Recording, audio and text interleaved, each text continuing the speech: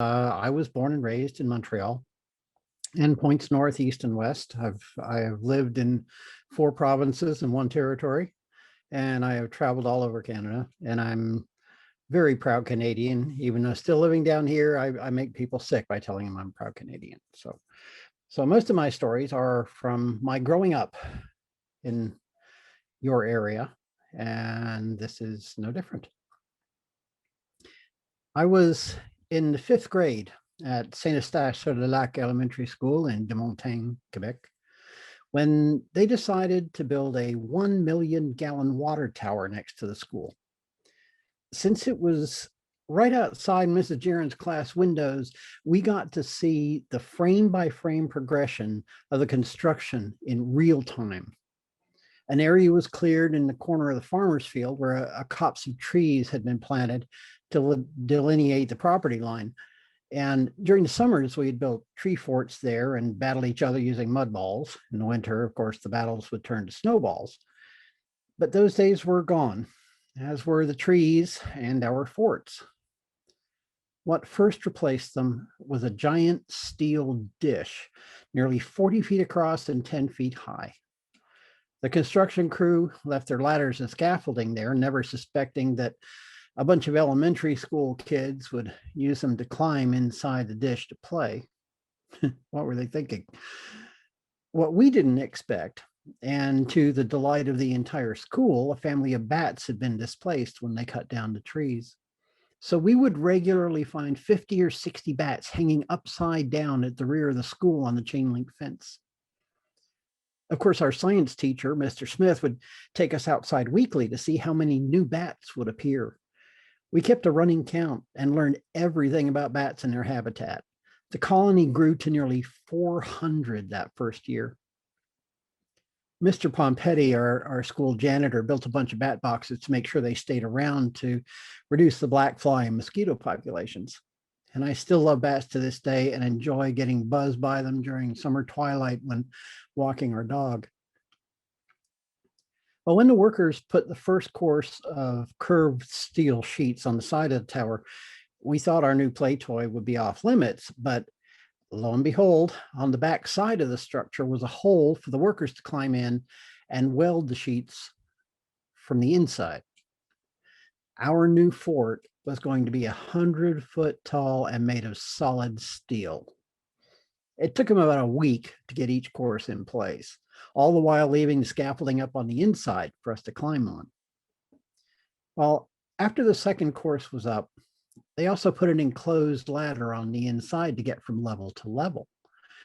We'd find scrap pieces of steel and would bang on the inside areas. And there were different tones depending on where we struck. So we tried to find places that when we each struck them would make a song, sort of like a bell choir. We found that there was no way to make an actual song per se, but we did find a way to make it chime like Big Ben. So while one of us acted as a timekeeper, making sure to tell us when the hour was near, the others would chime out the familiar tune and then the hour. One of us was on the top level, two on one of the middle levels, and two more each on our own level closer to the bottom, banging on our own personal plates. We had hours of fun inside this massive structure. And of course, never told anyone outside of our friends group or our parents what we were up to. It was always fairly dark inside, as the only light was from the top being open.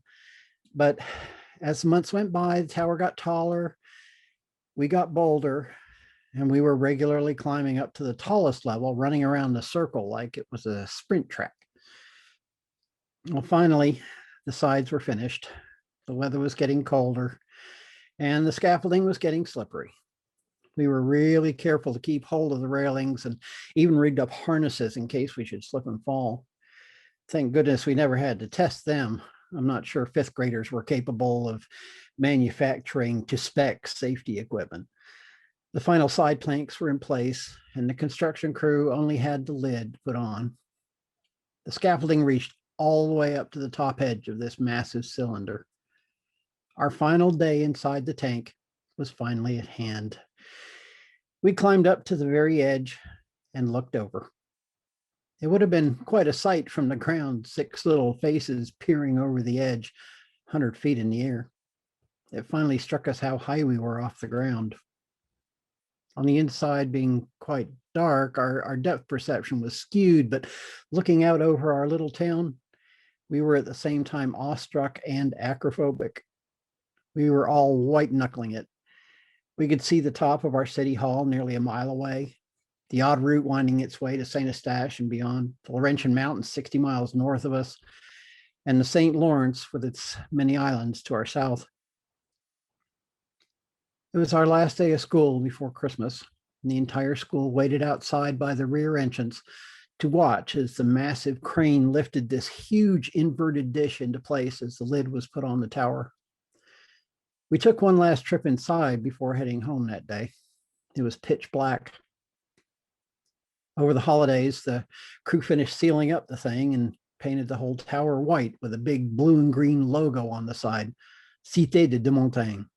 It still stands there today with the addition of 50 or so cell phone and radio antennas attached to the rim, and brings back so many happy memories of 5th grade at St. Eustache-sur-le-Lac Elementary School. Thank you.